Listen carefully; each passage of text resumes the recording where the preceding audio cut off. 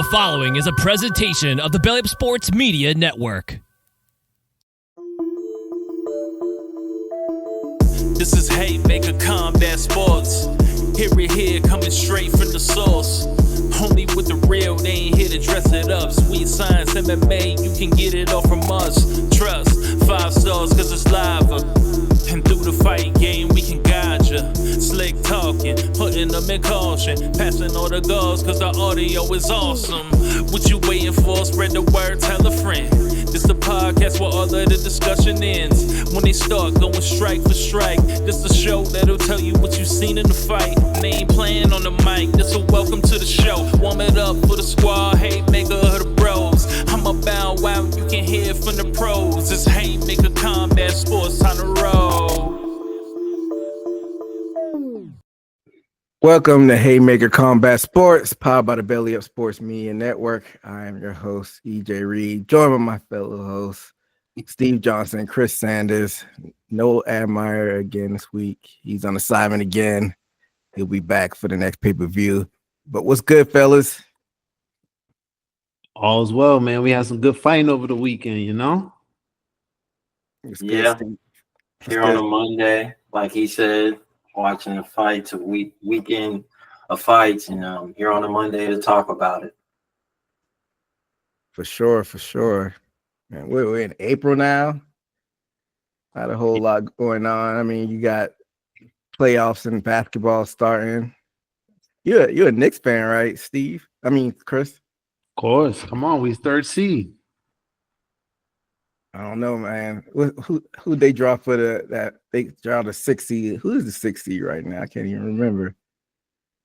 I don't know. Knicks and 6, though. That's all I know. Knicks and 6. Oh, I think it's the Pistons. Now that I think about it. Oh yeah, Knicks and 6. We got that. That might be tough for your boys, right? I don't know about that. I'll be in 6. We got it.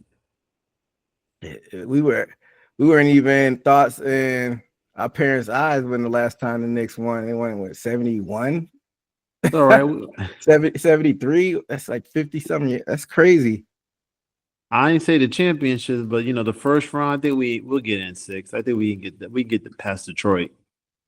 I think you might be better focusing off on your Yankees, man. I mean, we know our Cowboys always let us down, but might be better focused on the Yankees. Although Boston's tough, Cleveland's tough. I don't know, man.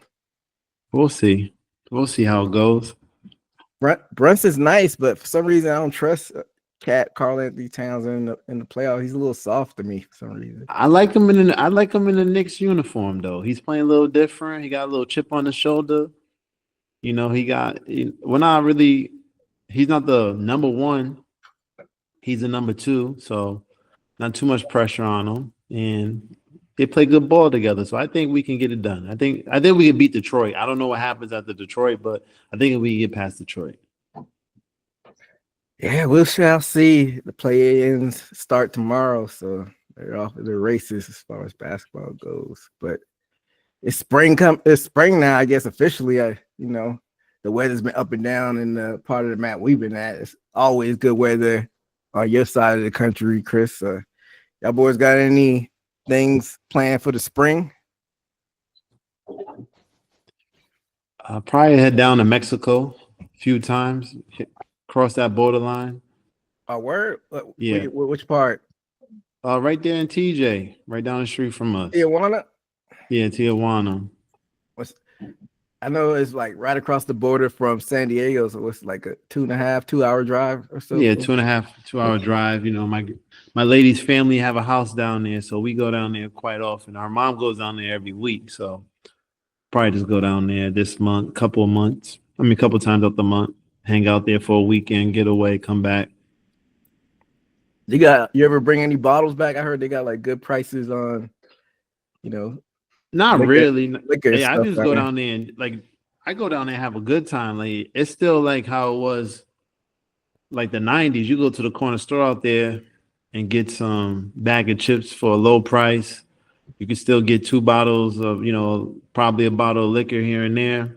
bring $5 to the corner store, you're living good. That's what I could say, man. You're gonna get a nice little size of snacks. You're gonna get some drinks. Gonna get some chips. So it's pretty good down there. So my money stretches a little long out there. Not too bad. I feel you on that. What about you, Steve? Any plans for the spring? Probably not until the summer because my kid's spring break is already passed. So my probably to do something big probably won't be till the summer. Yeah, it'll be here before you know it. We're already down one quarter. 2025 is flying by quick already. It's crazy, man. Just started. Yeah, Father Time needs to slow down. But this past weekend, like Chris mentioned earlier, we had a lot of fun fights over there in Miami, UFC 314. And before we get into the card, there's a little bit of controversy, as far as outside of the cage stuff. They trotted down like Trump's whole political team in the building. So you had a lot of people, as far as like the media goes, having their opinion about that. But I'm going to talk more so on like maybe specifically the UFC, but more so in the bigger picture thing of, do sports and politics belong together? I'll let you kick this one off, Steve. Well, I can say either can make it and break it based off we can say the taste of the country, I mean, we don't know the statistics, but what are the statistics of, people who like Trump, who like UFC? And I don't know if anybody looked into that. And who knows, it'll make a divide. To me, every time I've seen him at a event, it seems like people receive him very well at the event and give him applause. As far as Elon, I felt a little bit resistance as far as this card because I think this is Elon's first card, wasn't it? I can't recall. I don't remember when he was at a fight. Yeah, I know Zuckerberg trains and stuff, but I can't recall Elon ever being at a fight. Yeah, I think that's his first time, and like we always say, we don't get political, but a lot of people like Elon either, but more received for Trump, and I heard a little bit of resistance in the crowd for Elon. So I mean that can make or break. I think it hasn't affected them since they had Trump, but we're gonna see within weeks past what Elon, And to me, my opinion, I don't think it's gonna change anything. People like the entertainment past. That's why people are even looking anyway. Chris? Oh, media stunts, man. I don't think people care too much about, especially in the UFC. Then that political stuff, Dana already says, he can bring the flag. Like he's already had other fighters have issues in their country. He allows everything to rock. So I'd like the UFC just to have that open floor where you don't have to be ashamed to represent what you want to represent or say what you want to say. That's one thing I do like about them. They never had any issues with anybody. They have a front door policy, I call it, where they open it up for everybody to come through. So it's not that they singly handle and only have one group of people come through and tell another group they can't. They allow everybody to come in. So there's no problem in the UFC for that. Nothing at all. I don't see an issue. See, the way I feel about it, I feel like some people kind of combine politics with social issues. I feel like those things aren't always intertwined because I'm not a person that's like a shut up and dribble type person. I feel like if athletes are standing up against like an injustice or people being treated unfairly, they should use their platform for good. But as far as like literal actual politics, I feel like, it's always freedom of speech and, you could do what you want to do as far as if you're a private company, as far as like people that you bring in. But I feel like if you're leaning one way, it kind of does isolate, half of your fan base because what did Michael Jordan say? He said, Republicans buy tennis shoes too. Democrats watch MMA as well. I mean, because it seems like you are leaning one more than the other way, so you can isolate fans. So, Well, to be fair, it's their party. They're winning right now. They're the ones that's holding down the country. So when you make that statement, it's like, all right, they're not saying no Democrats can't go to the events. They're not saying Democrats are not welcome here. So how if you want to enjoy something as the president, you can't go and enjoy the event. that's true as well. But a whole other topic: a sitting president going to. I think Obama went to maybe some of the Wizards games back in the day. I don't know. I don't want to quote myself on that one. But this is not Trump's first time at an event. Yeah, and I it's think not. he's done it before, even in the future. I mean, the past. It's not. But I'm pretty sure he didn't go during his first term. He went in between. He went a lot in between when Biden was in office. So I think they said this might have been his first time going when he was actually sitting in office. But I digressed a little bit. But like I was saying earlier,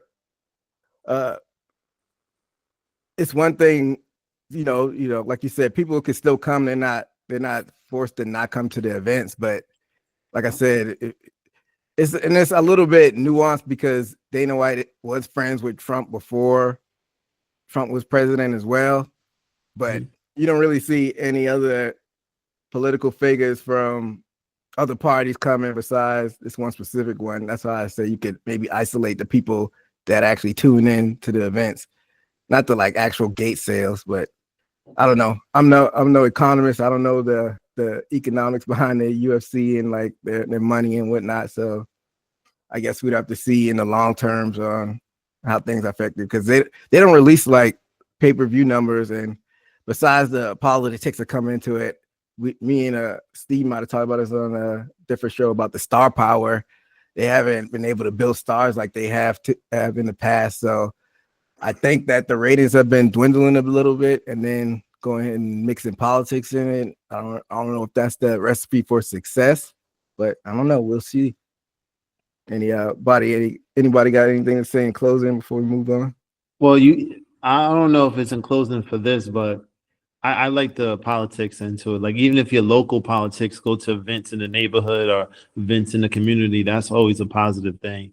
Again, I don't pick whose side. I'm not into who's there, who's not there, who's representing what side. But I like that the UFC keeps the open door policy where, there's wars going on in different country and they allow people to express their way how they want to express it. So I'm glad they don't shut down the door and say, you can't come here, you can't express yourself, you can't wear this, you can't put this flag up. So I'm glad to keep it open for freedom of speech in their sports.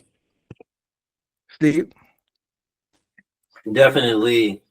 I can say certain companies, I can say as far as food, McDonald's can just sell by itself. Maybe, I don't know, UFC does do little hype things to keep a temporary attention, get to people's attention temporarily. But I can just say it's beneficial as them as friends.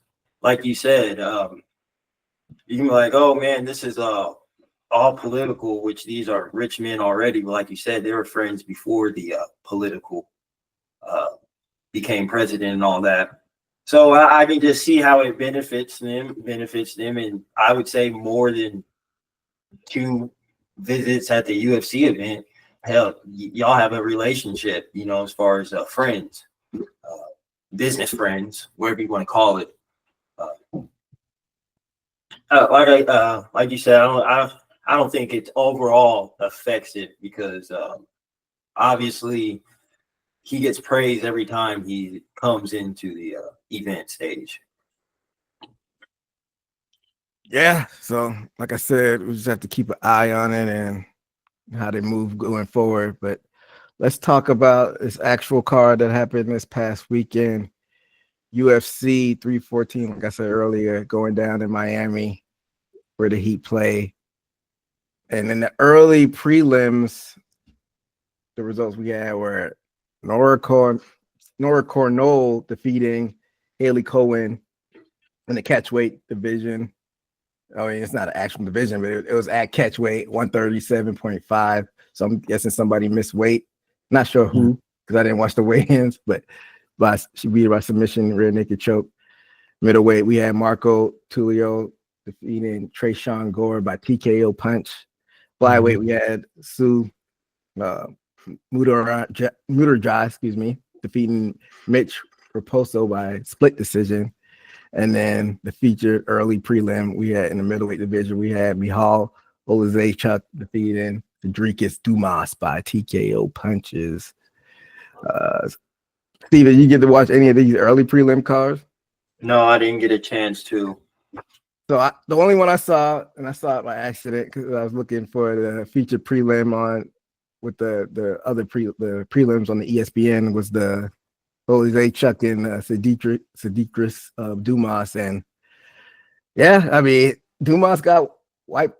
He got the floor wiped with him because at first he was looking a little bit competitive, but then Olazechuk got him out of there, and it was halfway through the first round. So I thought I'd see a little bit more of Dumas because he seemed like a high prospect, because we were talking about him on the pre-show, but he got finished in there. But moving on to the prelims, in the featherweight division, we had Julian Arosa defeating Derek Elkins by TKO. In the lightweight division, we had Chase Hooper defeating Jim Miller by unanimous decision.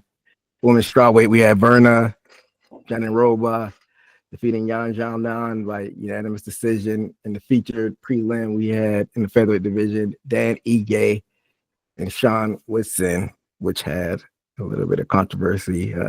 Did you watch any of these prelims, Steve? Yeah, I did.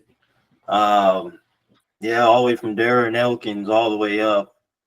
I've watched it. Yeah. Okay, so you saw the featured one in Sean Woodson as well. Yeah, I've seen all right.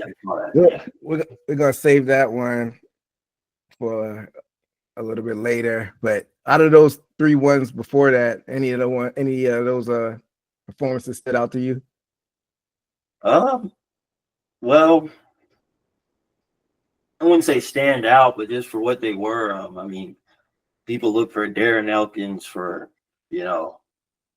amazing win for his durability, and of course it didn't work out this time, so he lost. So I know certain people, just for UFC big fans, know who Darren Elkins is. For what it is, he tried to survive and didn't. So I saw that one. Chase Hooper had Jim Miller as a veteran, all types of positions, leg split. I forgot what Joe Rogan said, a rare submission he was putting him, but kept putting him in that submission multiple times and making it awkward. So this is nothing but might as well pass the torch of a youngin against a veteran like Jim Miller. Probably have to be reminded of Jan and Zanin. But from what I see, from what I remember, Verna, she was getting a lot of dominant positions and controlling Zian. As we know her, she's a good stand-up. Has a lot of ground skills, but Verna was dominant. And Dan Ige. Yeah. Before we get into that, for the Hooper fight though, did Jim Miller look competitive in that? It was competitive. He was staying with him, but Hooper was able to, if you're able to get somebody multiple times in the same a rare position that you that you don't see, to where you have somebody's legs wide open and you got your arm on one of the legs and the other legs in a triangle trying to split his legs. He put him like 2-3 times back to back each round. It was just a dominant control of his opponent. So does Jim Miller, he's a wily old veteran, does he look like he could still have some fights left in the tank, or is that it for him? Yeah, and then no, because Chase, I mean, you're fighting somebody that's a younger guy, not so much muscle build, has skill, and that's where he should have been in a veteran and having that elder strength, so to speak, that grown man strength. And seems like he was able to stay even. If he was able to get up higher in rank and fight somebody, I believe he would be in trouble.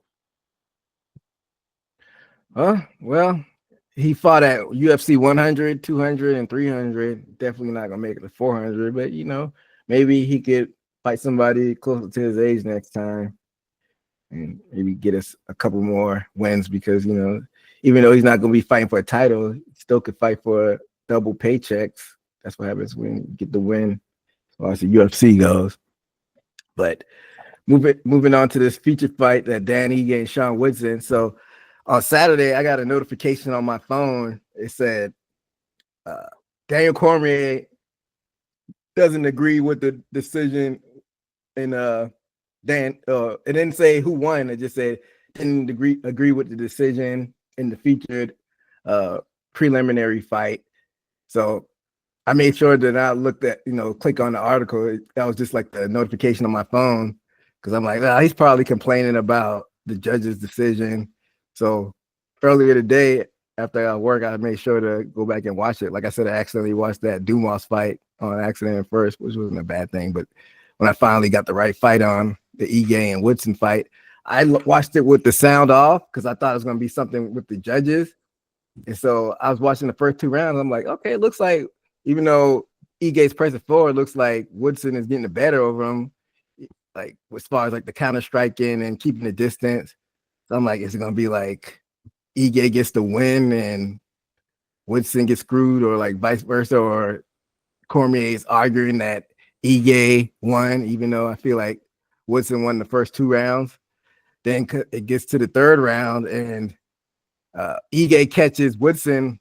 I don't know what it was with a hook, but he caught him, and then Woodson was like he didn't like do like a face plant, but he was like trying to gather his bearings and trying to wrestle a little bit, and was like ended up on his feet, and Ige was pounding on his head, and then that's when the ref called it. So it was a little bit of a controversial stoppage. So I'm like, oh, that's what happened. So I'm kind of glad I watched the fight with the sound off. And yeah, like I said, it was controversy that it was an early stoppage. What you think about that, Steve? Man, off the top of my memory, if I go back in my brain, I hope I'm not crossing over events. But I think something similar happened in the fights before that makes it recollect in the moment to where like there's a ref that gave somebody more time that was more hurt. And this person was hurt, but it seemed, I can tell that he had more fight in him and was protecting himself somewhat to stay in the fight. And obviously when he stopped it, he was very normal and not discombobulated. So I think it was a bad stoppage. Yeah, Cormier mentioned a fight earlier, but I didn't have enough time to go back and watch what he was talking about. He said somebody got a lot more time to recover than Woodson got. So it's probably one of the fights on the early preliminary card, but I'll go back and listen to what he said and maybe go back and check it out to see if there's some discrepancy in that stoppage. But yeah, I thought it was an early stoppage as well. He seemed lucid. He was trying to gather his bearings and he was protecting himself now, and it was like short shots as well. But that comes to like a questioning the big picture of things. We see it in other sports, but it's a little bit different in combat sports because it's always the ref's job of protecting the fighters. But should there be like a replay system maybe? Because in basketball you have it, they can overturn fouls in basketball. Football experimented with it one season where they could overturn pass interference calls. Should like combat sports maybe look to like some type of instant replay where they have another ref ringside that's on the monitor and say it was an early stoppage and then resume the fight? I'll let you kick it off, Chris. I would say no. The reason being because you take their momentum away, You get this person, if they was in trouble, you get this person a time to breathe because the decision was made. And then you take all the momentum away. Say if it was like you just gave all your heart out and then you gave this guy the biggest punch you can and then they stopped the fight and now you have nothing left in your tank, and now they're gonna resume the fight, and this guy get his energy back, get everything back. So I would say no. I think at that time you just have to protect yourself and not get in that position. That you can't put yourself in that position as a fighter. Well, what about when it's a nut shot and they get the 5 minutes stoppage? Well, that's different, right? You hit below, right? But we're talking about, the refs are there to protect you, right? If you can't protect yourself, that's what I mean. You can't put yourself in a position where you're not protecting yourself, and you should always protect yourself at all times. So if you're not protecting yourself at all times, you shouldn't put yourself in that position, and you shouldn't give the ref that opportunity to stop the fight for you. That's what they tell you all the time. Don't give the ref the opportunity to stop this fight or lose this fight for you. You got to put yourself in that position to always win.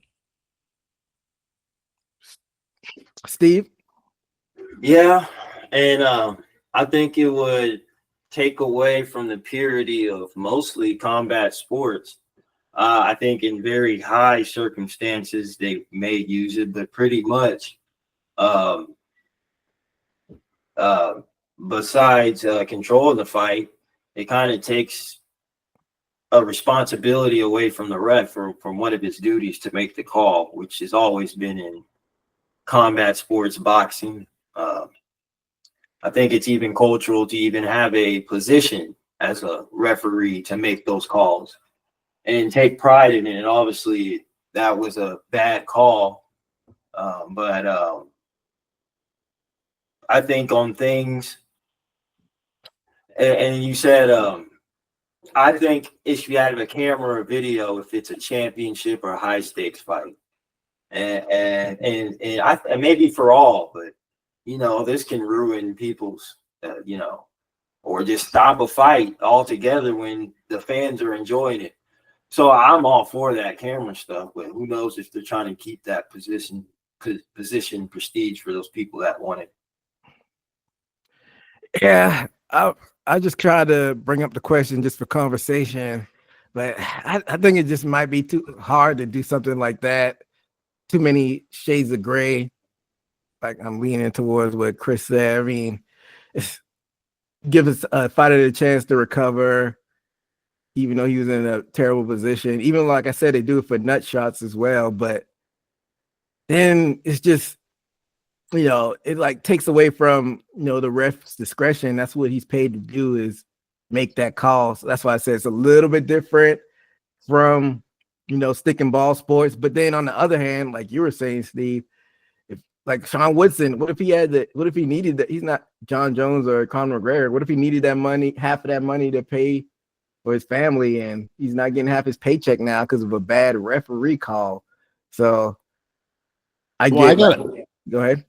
I'm thinking about it, and like you said, it's just like if you stop a fight and the fight's going on and it's just happening, and if you stop it, you put the ref, like, you're just taking so much away from the game. I just feel like you can't reverse it. You can't say, "Oh, I'm sorry, I messed it up." The refs are there for that reason, and you just can't. It'll just mess up the whole flow. Like, "Oh, I made a bad call."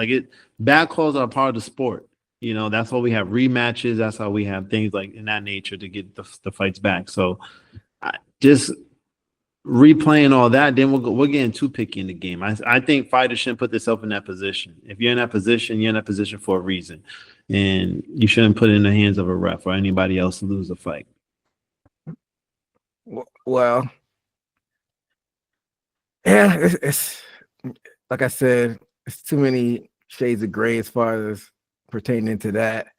But I just wanted to come at it from a different angle, because we've talked about this previously on other shows in the past. Not as much as we do the judges, but we've brought up refs in the past. And we've said that, if you keep piling these up and it comes on your resume that you keep doing these bad calls, of course, you should get fired, which I think we all agree with when Admire was on one of those shows like that. But that still doesn't take away from the fact that I don't get half my paycheck. So maybe they should look into, if a ref keeps getting these bad calls, then they should give half of their paycheck to the fighter that doesn't get half of their paycheck. I don't know about something like that. What are your thoughts on that? from my knowledge, though, don't they give you warnings like, "Hey, show me something. If you don't show me something, I'm gonna stop the fight."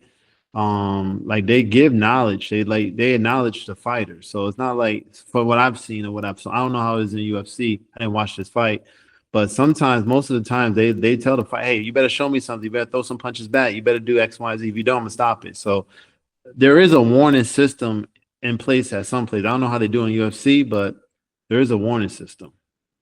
They do, but it's on like a ref to ref basis. Some refs don't, and some refs do. Got it. Well, maybe we should work on that. Like the warning system should be in place in all sports. And if you got the warning that, hey, if you don't show nothing, I'm gonna stop it, then you can't complain. Steve? Yeah, I agree. Like I said, if y'all remember, Kevin Holland in that headbutt, and they made the call for him to lose, and then it got reversed by another ref sitting outside, which I think was Herb Dean. I don't know if y'all remember that. Hold on, break that down one more time. Kevin Holland headbutted somebody. Kevin Holland had a big headbutt, and it flash knocked him out, but he was still kind of there. And then when he lost, they went back to the replay, and then the other refs that were sitting in the and then they ended up calling like a no contest. Right. Wow. After the fight was called already a TKO. I think the only reason I think that's a little bit different is because it was a legal blow that did it. Mm-hmm.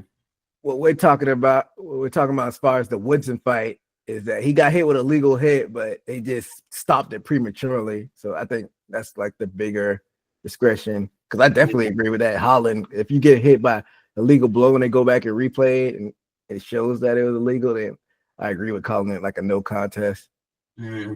But as far as like a legal blow and then they stop it a lot too early, like it's just like bad refereeing. Yeah. And they should get so many strikes. I think we talked about that on a previous show. Like 3 strikes, and you should get fired for that if you keep getting these egregious calls. But that's almost subjective as well. Some people might think one call is bad and another person might think it's warranted, but they need to do something, maybe a better warning system, like Chris says. Like I said, Woodson ain't getting half his check. Like, they don't get paid like your is. What was that, Chris? That's unfortunate. Very unfortunate, but we'll see how they move forward as far as the refereeing goes. But let's get into this main card, fellas. The light heavyweight division, we had Dominic Reyes defeating Nikita Krylov by KO first round. And that first round, Reyes rocked him early with that right jab, and then he caught him with that left hook going backwards, and it was night for Krylov. And me, Admire, and Steve all picked Krylov, but Reyes was able to, I wouldn't say turn back the hands of time. He's not even that old, but he's able to, shake the funk off of losing to John Jones. And was this 3 in a row for Reyes now? What was your thoughts on this one, Steve? Man, that's surprising. Starting to see the old Dominic Reyes back.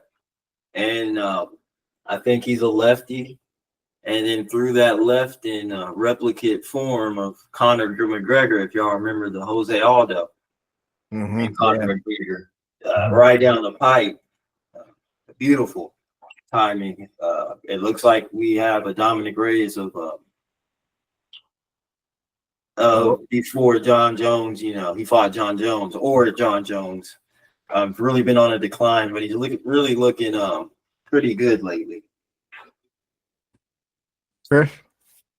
Reyes, man, that straight shot right in the middle. Oof, wow. Knocked him out cold. The room went crazy. I was in. That's when I kind of got to the party where I was at, and just to see that we was all waiting there and just getting the fights going. Finally got my little drink and my little snacks, and I was out of my seat early, and I thought the night did go pretty well after that as well, but this was just shocking that fast. I thought it was a good fight overall, but that straight shot right to the middle, it was just amazing. Reyes looked good, man. I like how like you guys said, it's a turn of times for him. Like he looked good. I think this is good momentum that he can go off of. It's a good win, prime time it seems. So I'd like to see more from him. So, Steve, on the pre-show, we were talking about, Reyes kind of falling off a little bit.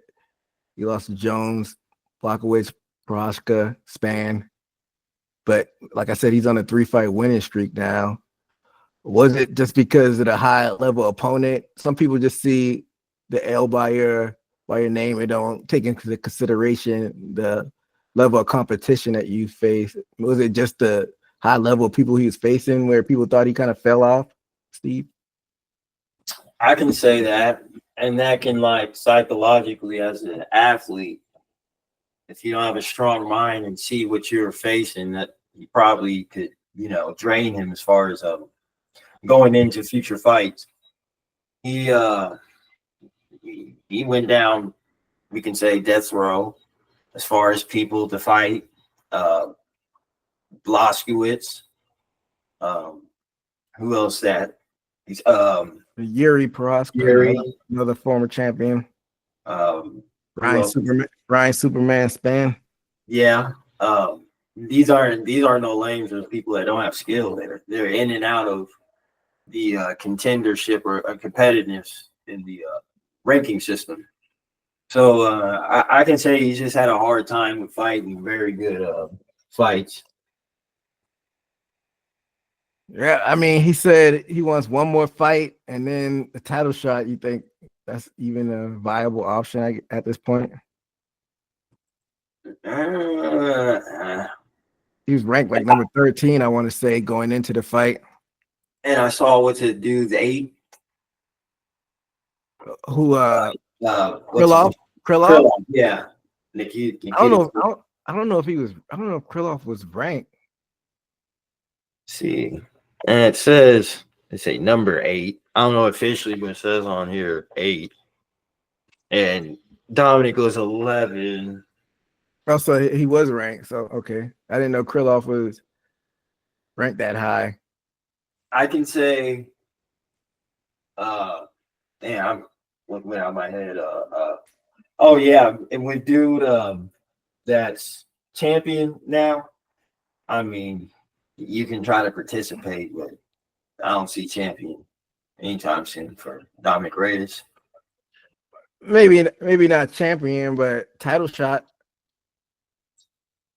I maybe, because he's looking good right now, and maybe he can find his groove. But I mean, you got those people before him, and Dominic Reyes don't take it to the ground, and I can see Pierre sweeping him if he has to fight him.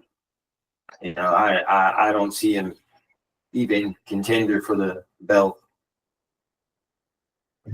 So like you mentioned earlier, Ankalaev is a champion. He just beat Pierre.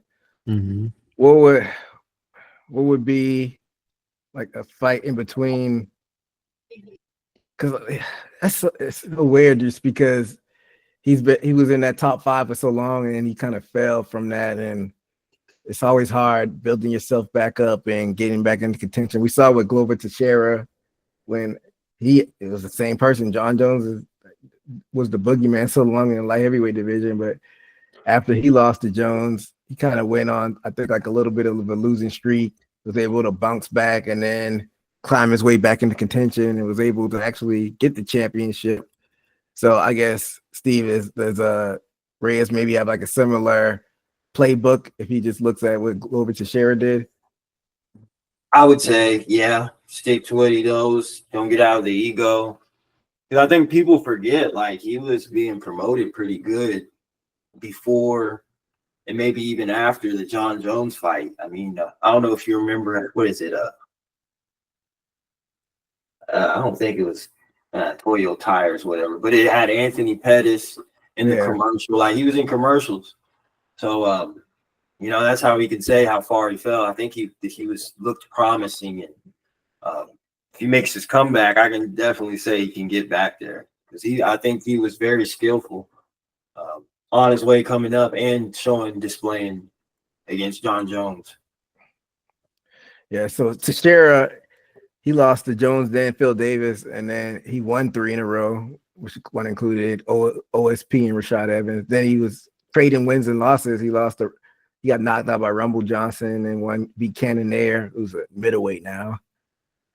Lost to Gustafsson and beat Kirkunov, lost to Corey Anderson. So he went on a little bit of winning streak after a couple fights after Jones, but then went on win-loss. And then he had to reel off 6 wins in a row before he got a title shot. So maybe Reyes may have to, I doubt they'd make him, because I feel like light heavyweight is not as stacked as it was back in the day. So maybe he doesn't have to reel off 6 in a row, but maybe 4. Maybe the next fight is the fight that'll put him in the title contention, especially if there's a short list of contenders that are left. But I guess we have to see how it plays out. But now Reyes has me interested again, so we'll see what he does moving forward.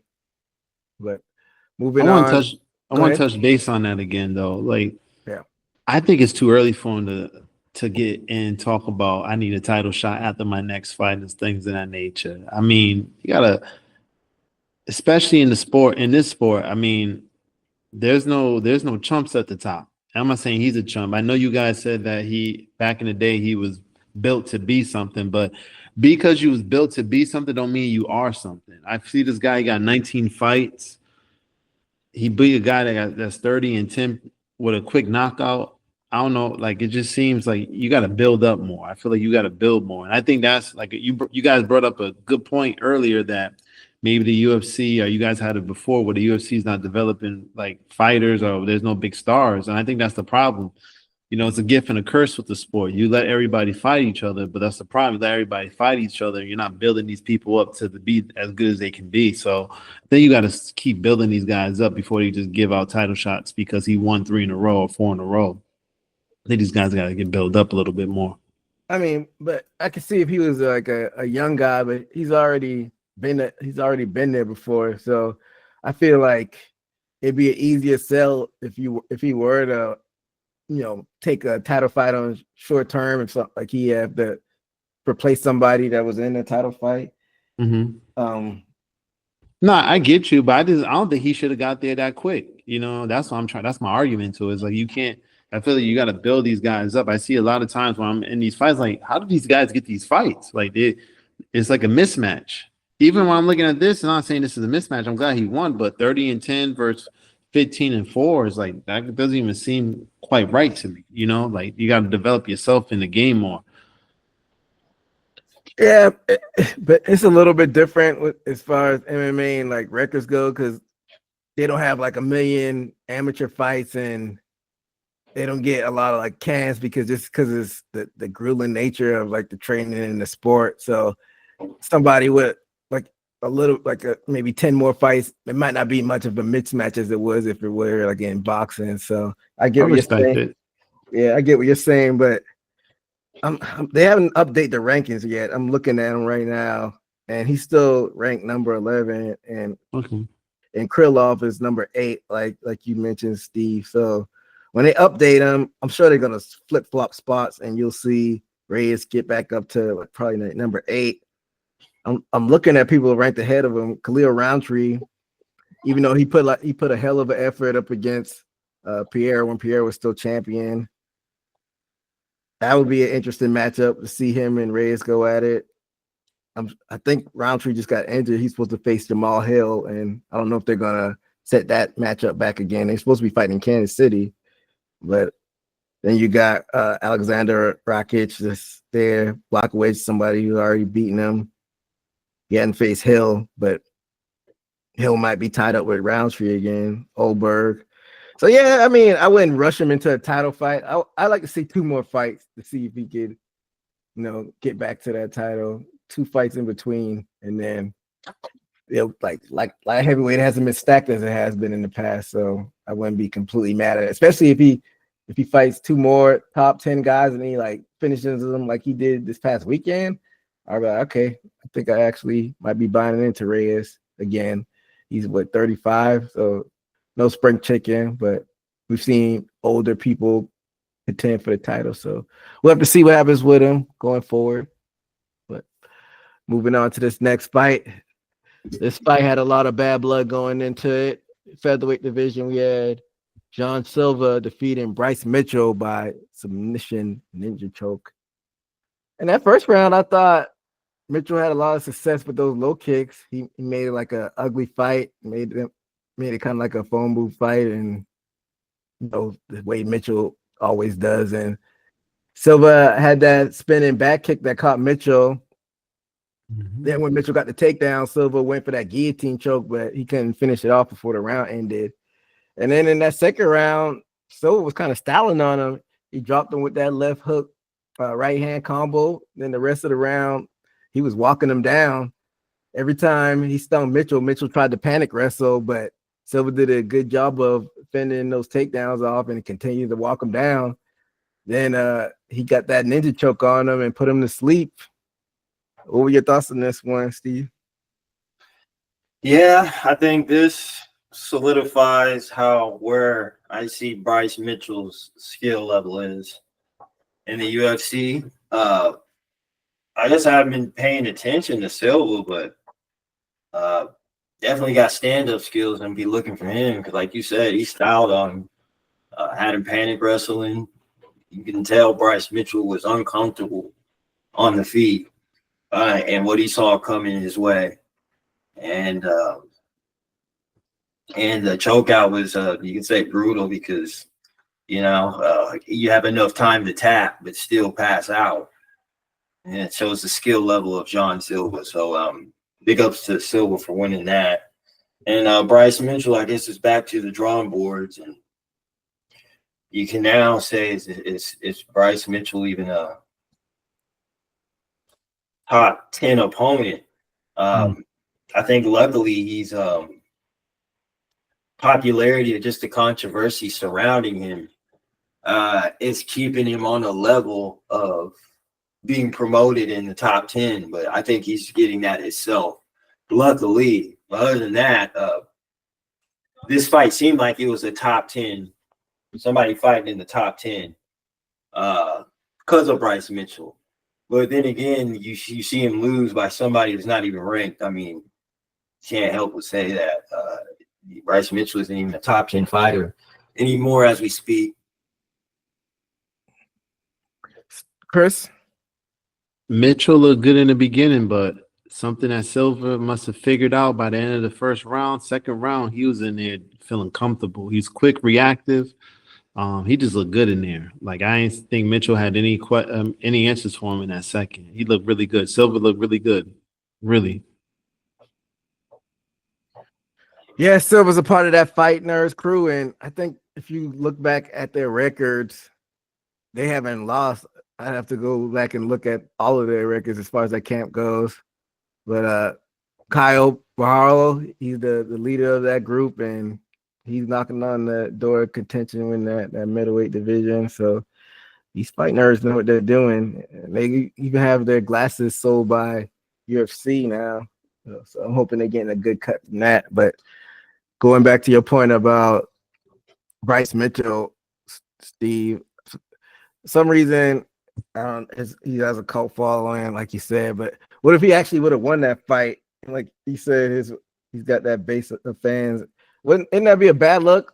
Like a Nazi supporter having like a fan base going crazy on TV if he would have won? Like, does that look bad in the big scheme of things? If you like somebody from the outside world looking and they put it like on a news channel or something? Oh yeah, definitely. For whoever wants to narrate that to what it is, it definitely would have blew numbers on the newsletters. It almost seemed like for people that didn't like Bryce, it was a conquering as far as his loss. I think it could have went either other way. Like I said, this even goes into the, like we were talking about earlier, to the, I think, a little bit political area. And, people are going to like what they want and not like what they want. But whoever didn't like Bryce Mitchell definitely got what they wanted. Chris? Well, I I don't really know with Bryce because he didn't look good. I'll be honest, he didn't look good. He didn't look good at all. So I don't know where he goes from this. I don't know. You know, you say he's top 10. He's ranked top 10, No, he was like 13. 13. Okay. Well, he didn't look good at all. Silva was in full control. It felt like after like even in the first round, I mean, it was a good fight, but he just I don't know if he was there, if it was he wasn't in the moment. It didn't look like Mitchell was in the moment for me. He was getting hit with some things that was like you don't see that coming almost. Like, you know, Silva was in there comfortable. Like it felt like he was in there sparring. Like he was just having a good time in there. Yeah. We could probably do a whole nother show behind Bryce Mitchell's antics outside of the cage. Maybe I'll save that for a different show, but we'll keep this show moving. Let's move on to the featherweight division. We had, well, for the Silva fight, all three of us picked Silva as far as the picks went. But moving on to the featherweight fight, Yair Rodriguez defeated Patricio Pitbull coming over there from Bellator by unanimous decision. I admire Steve. I had Rodriguez. I had Pitbull. Yeah, but so round one, a lot of low kicks thrown by Rodriguez, and Pitbull seemed a tad bit gun shy. Pitbull got into the side control, but that was about it for that first round. And then in the next round, both guys were trading punches for the first minute. Pitbull got that takedown, but Rodriguez got back up and was the busier fighter for the remainder of that round and went back to those low kicks. He even got a takedown on his own in the last 10 seconds of that round.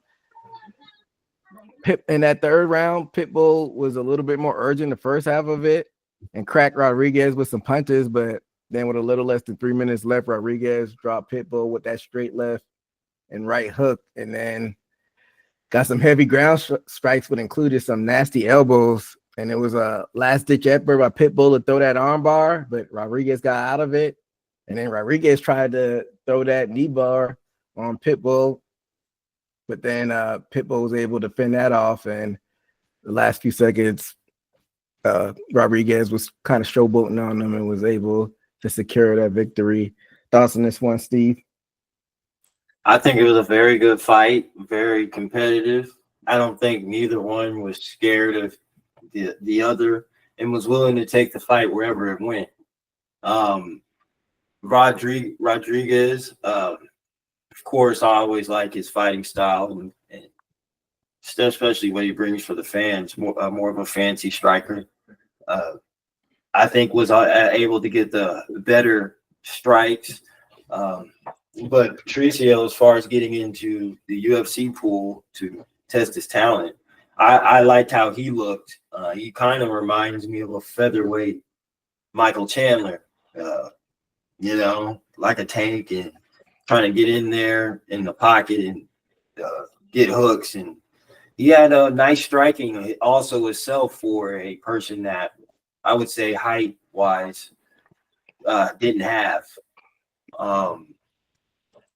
But I can say, as far as the overall fight, I think Yair Rodriguez has more to get strikes off, more stylistic, and can prove to where he can handle himself grappling against Patricio. He wasn't totally dominated in that.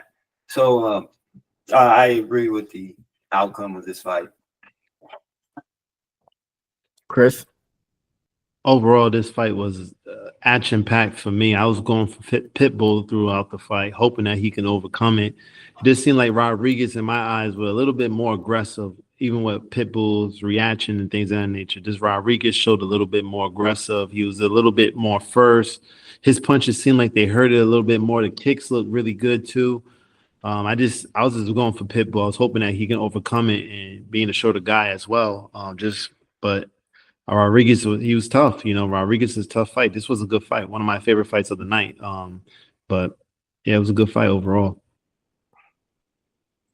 So On the pre-show, Steve, we were talking a little bit about these guys coming over from Bellator and how a lot of them don't have a lot of success. And I'm guessing Pitbull carried on that tradition. Is it UFC throwing them into the deep end too quickly, or is it just the talent, the level of talent is just too much better in UFC than it is the other organization? I can say that, but for throwing them in the deep end of the pool, he definitely can tread in it or stay above water. And I can say stay with them. I'm pretty sure he was looking for a shot. I guess that's all it depends on to get a win as far as striking or submission. But 5 is pretty high for UFC. And for him to do that, being crossed over from Bellator, I think he did a very good job. I think we have to see his next fight, how he performs, maybe 1 or 2 more fights to see where he's at. As far as Pitbull goes? Yeah. Yeah, maybe somebody. Yair was a contender for the belt at once. So, I mean, that's plus right there. Maybe somebody between 10 and 15, maybe next. I don't know. They'll figure out something. He's 37, so it's not like he's got a whole lot of time to spare as far as getting them in the mix. So I think he'll definitely get a ranked person next again, just because it didn't look completely lopsided, but it was a comfortable win by Rodriguez. So yeah, we'll see what happens with Pitbull, and Rodriguez is always going to be in the mix. I don't know what that will do for him in the rankings. It probably won't raise him too far in the rankings, but it's got some implications when we talk about the main event. So we'll talk about that in a little bit. But before we get into that, let's talk about the co-main event, fellas. Lightweight division. We had Paddy the Baddy Pimblett defeating Michael Chandler, TKO, 3rd round. I had Paddy the Baddy Admire, and Steve had Michael Chandler. So in that first round, Chandler got Pimblett down, but Pimblett got back up and tried to jump the ghillie, but didn't get it. That round ended with both of those guys trading on the feet. About halfway through the second round, Paddy found himself on top of Mike and controlled it for most of that second round, a lot of it, a big chunk of it. And then in that third round, that big knee by Paddy split Chandler wide open, and he got the takedown and beat him up on the ground before the refs jumped in and stopped it. This wasn't a bad one, but Paddy Pimblett was able to secure that win. What are your thoughts on this one, Steve? Man, I think we can initiate Paddy the Baddy into up there with skillful elite as far as Michael Chandler. Michael Chandler's no joke, but Michael Chandler's sort of a go for broke person. But saying that, you wouldn't think he would be so dominant. As far as he was in bad positions, but as far as dominant that much on the ground against what is his wrestling credentials from Missouri? Oh yeah, he was. I don't know if he was like an All-American, but he wrestled at Mizzou. Yeah, I mean, pretty good at MMA. I mean, you can look at his highlights, and to be controlled somewhat as far as like a skillful person knows what to do in certain positions to get the better hand, no matter how much it looks bad. Paddy the Pimblett, came through with that and looked very comfortable. And you know what? And Michael Chandler is also dangerous on the feet. And we saw Paddy, which he has striking to take care of himself, was very comfortable with Chandler. Definitely. He's definitely comfortable in there, comfortable enough to finish him. What are your thoughts on this one, Chris? The finish, man, that was a stoppage that was a beatdown stoppage almost. That was sad almost watching that from Chandler. Paddy looked good.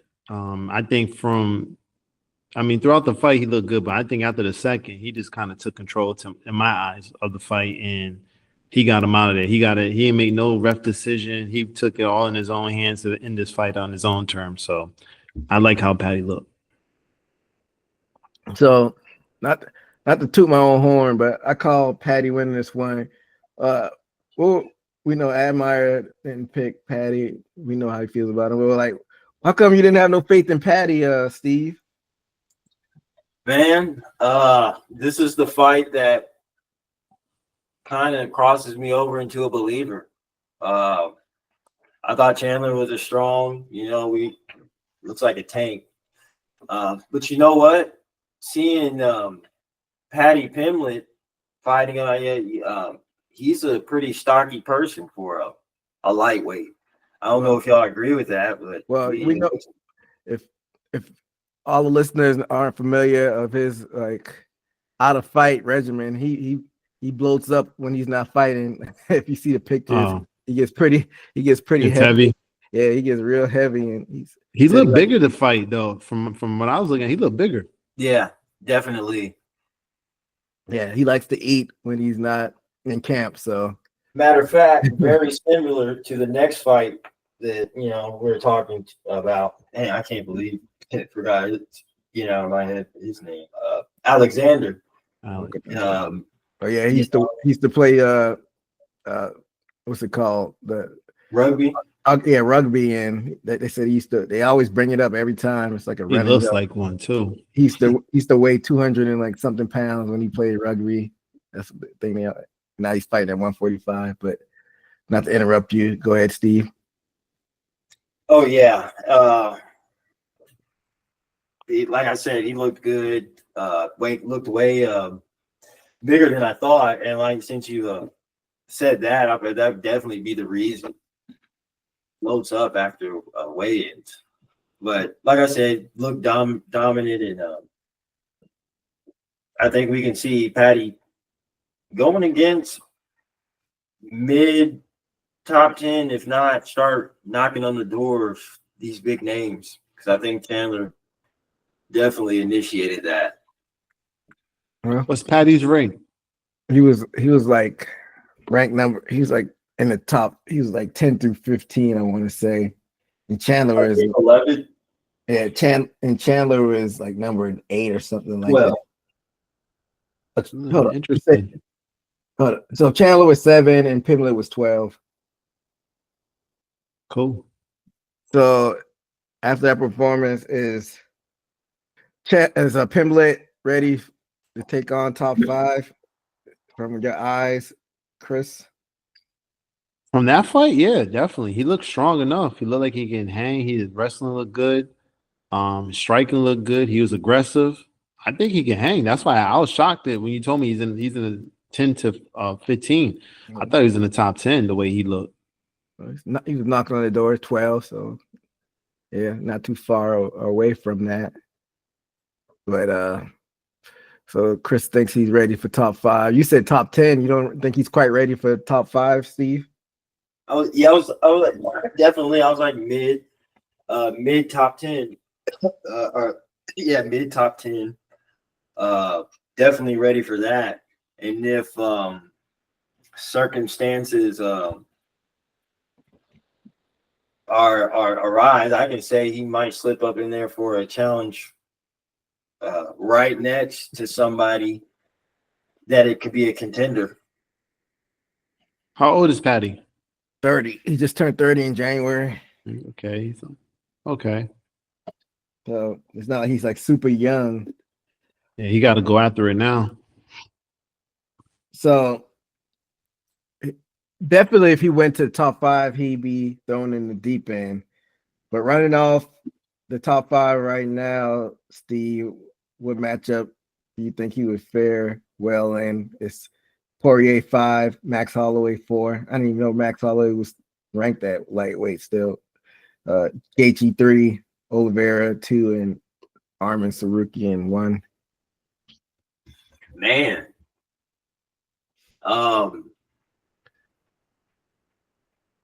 Since it's promoted as a big, more of a jiu-jitsu guy as far as Patty Pimblett, Oliveira would be crazy if he got that chance. two jiu-jitsu guys going at it. I think he might have mentioned them in his post-fight. He was Be good. I think he was like, I don't know if he was shitting on Justin and Dustin, but he called them out, and you saw Justin Gaethje in the crowd. And I think he had high praise for Oliveira. That'd be interesting to see. It's like in that weird point where a lot of the old guard is getting older, but still hanging on. But then you got this new wave that still haven't, kind of cracked the ceiling yet as far as moving to that next step. And Makachev is fending everyone off. So I don't know if because I think they had Makachev and Sarukian scheduled, and something happened where the fight got delayed and whatnot, if I'm not mistaken. Yeah. So I'm sure that fight will have to happen next before we talk about who Patty Pimblett maybe lined up with going forward, because that's where it all starts off at what the champion does next. Because remember Maury Connor had to step in for the fight in January. Mm-hmm. I'm sure I don't know. Dana White likes to be petty, so he might just like take Sarukian not even give him a title shot next. So I'm definitely interested to see how that shakes out. And Michael Chandler, we always talk about how much his fights are exciting, but he keeps losing. I mean, I don't know if it's it for him, but what will be next for him, Steve? Man, I don't know, because that starting to wear off on him as far as coming to the UFC and the excitement. Of course, he brings exciting fights, but then that can only do so much to justify your rank if you're not winning. Pretty soon, if he keeps losing, if he doesn't get any streaks, he's gonna have to hang it up, I would say. So, okay, so and he has how many losses he has in a row? He has a birthday coming up, and this is 3 losses in a row. He's lost his last 5 out of 6 fights. And what was he ranked before?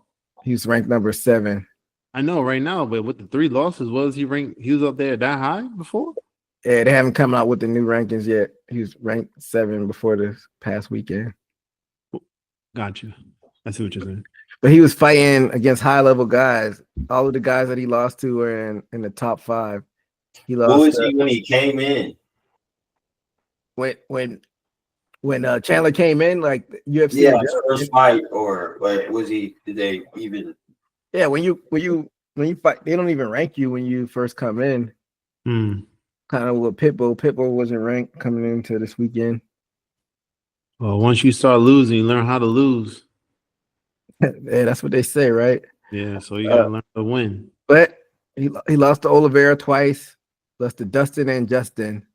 So kind of like good losses. Yeah, kind of like what we were talking about with Reyes. He's just losing to high level dudes. So maybe this is not a good indication on whether he still has it or not. Pimblett is his worst loss on there, but maybe retroactively this will be a very good loss, depending on what Pimblett does going forward.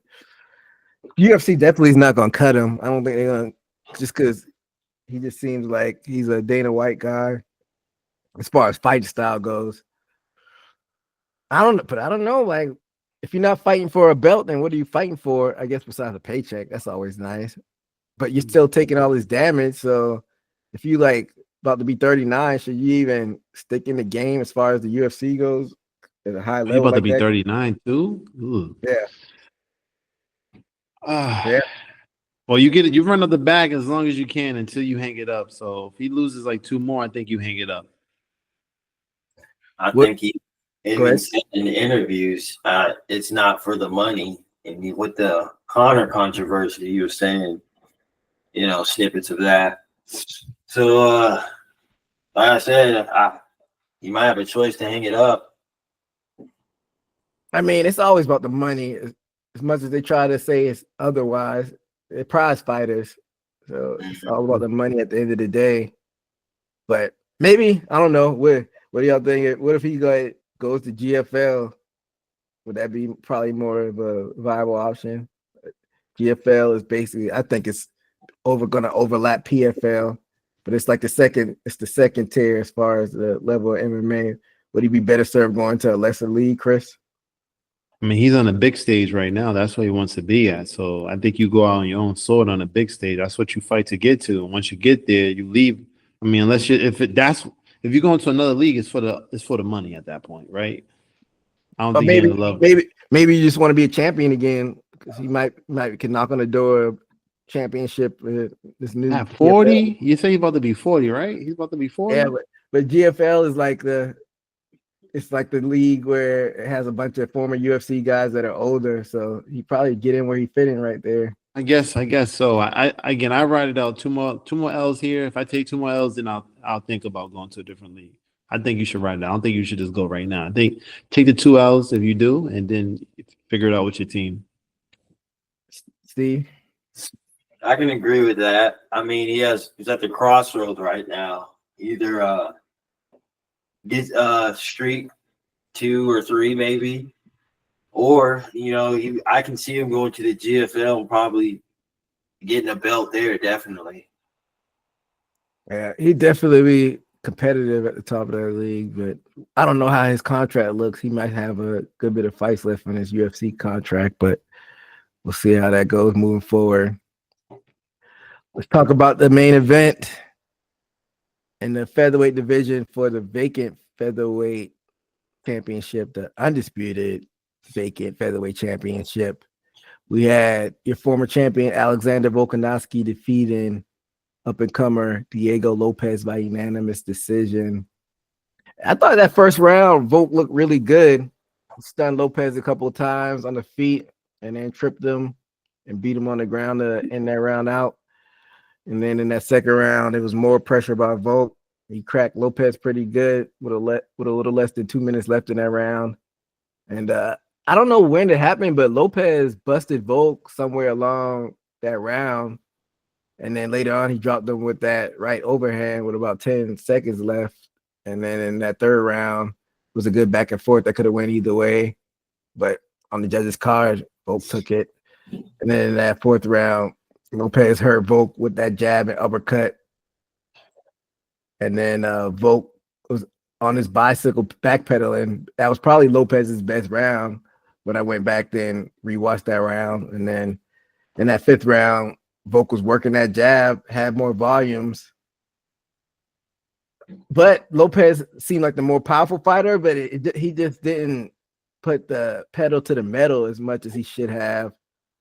And I think the name of the game was Volk had more output and was able to get that decision. What were your thoughts on this one, Steve? Yeah, competitive.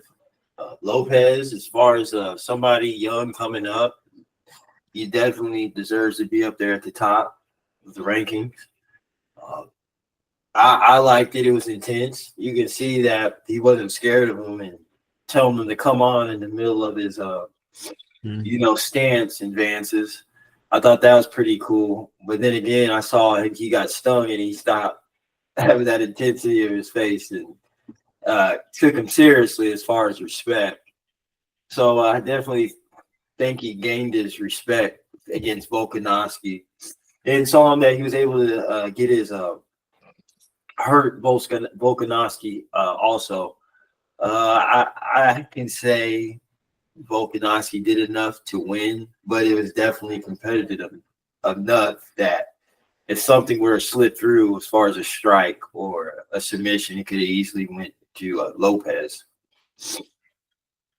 Chris? Lopez looked good throughout the fight. I like his aggressiveness. The problem is Volk was just throwing more punches. He got to him a little bit more. He threw more. And Volk looked good too. Volk was throwing Lopez threw one. Volk was throwing 3 punches at a time. But I like the aggressiveness from Lopez, man. He just kept the fight going forward for most of the fight. In my eyes, I was looking at it. But Volk just threw more punches and bunches to me. That's the name of the game. You got to throw more punches, be a little bit more aggressive. Even though Lopez was showing the aggressive side, he just wasn't throwing enough punches to his suit of being aggressive. So Was it? You think it was Lopez? Well, let me rephrase this. Was this Volkanovski style maybe frustrating Lopez a little bit, or did the bright lights kind of get to Lopez and he's a little bit gun shy? No, I think Volk was fighting off his back foot. Lopez was chasing him down. He was in front of his face trying to get to him, but Volk was out there throwing 3 or 4 punches off his back foot. That's a hard thing to do, and he was out there throwing, grabbing them, and moving in different directions. He was giving it all. It was a great performance by Volk, to be honest with you. I just like the aggressiveness from Lopez, not backing up and not being scared. But Volk threw a good fight, man. He was on his back toe fighting. Steve? Yeah. As far as what you asking, as far as Volk. Yeah, did his style maybe frustrate Lopez a little bit, or did the bright lights get to Lopez? Definitely.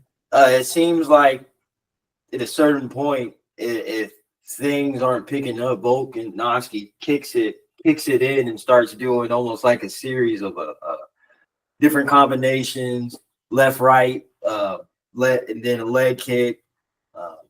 Then he'll go for the takedown. He's an all-around mixed martial artist, and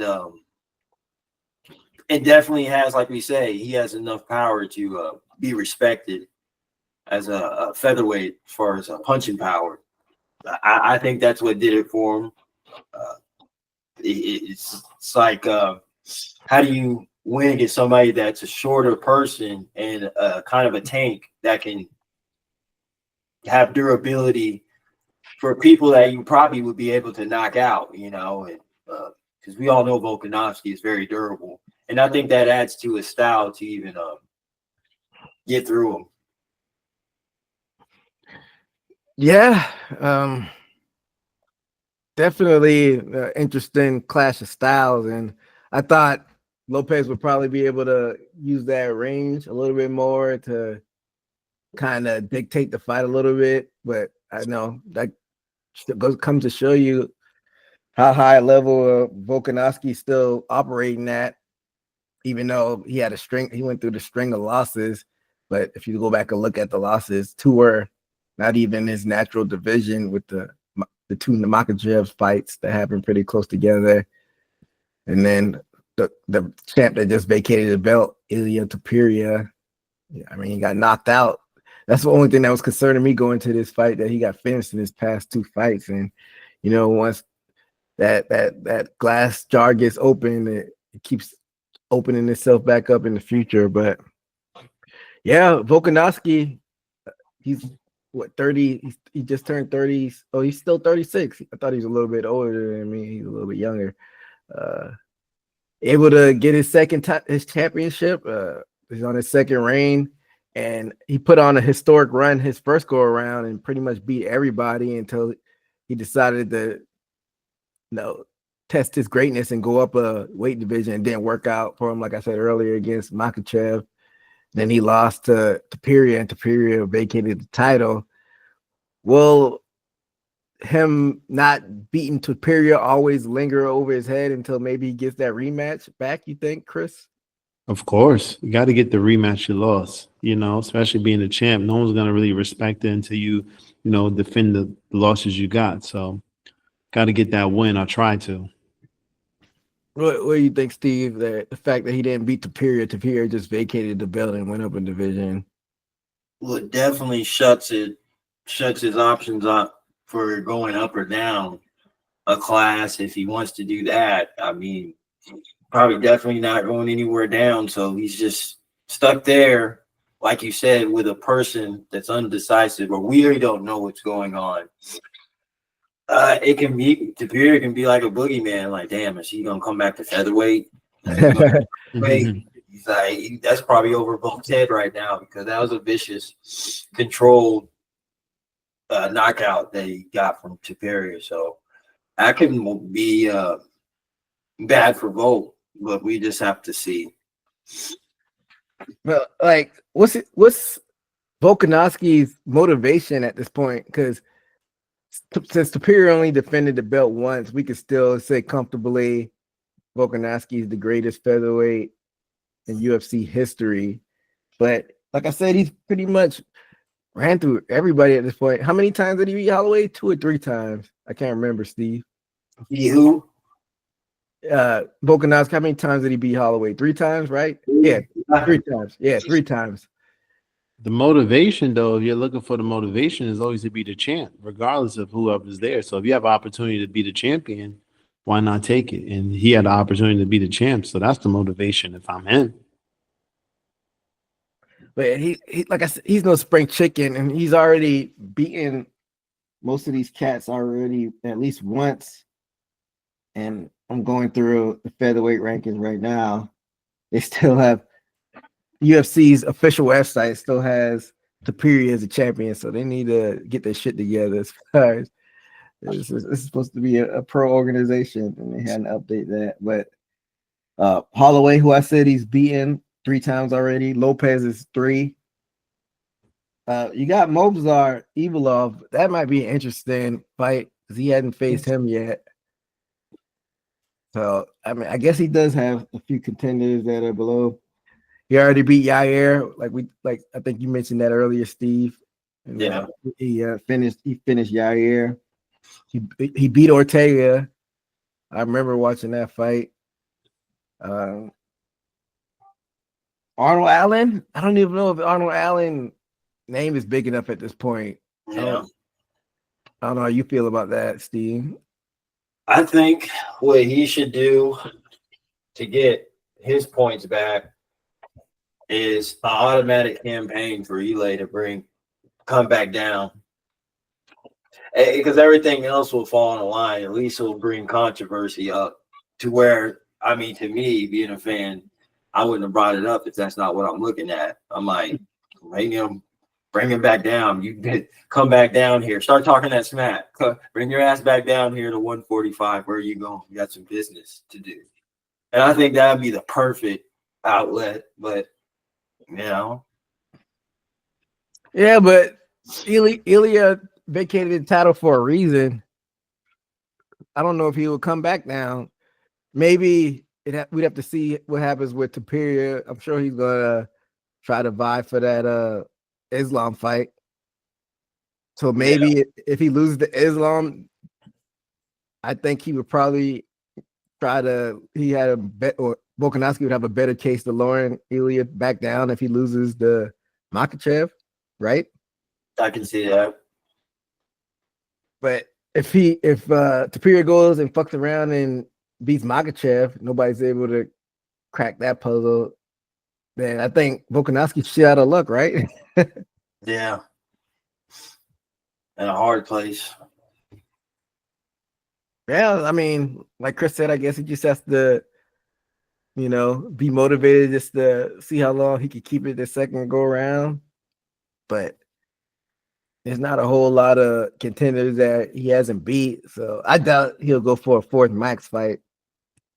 Because even though he beat Max 3 times, Max could still fuck around and knock him out.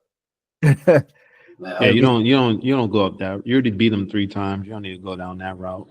But you know what? If I'm him, if he's comfortable here, run it back with everybody. Bump it. I'm the champ. Come get it.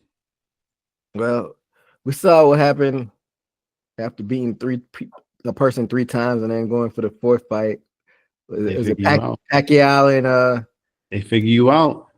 It was Pacquiao and it wasn't Margarito. It was Marquez. Yeah, Marquez. It was Pacquiao Marquez.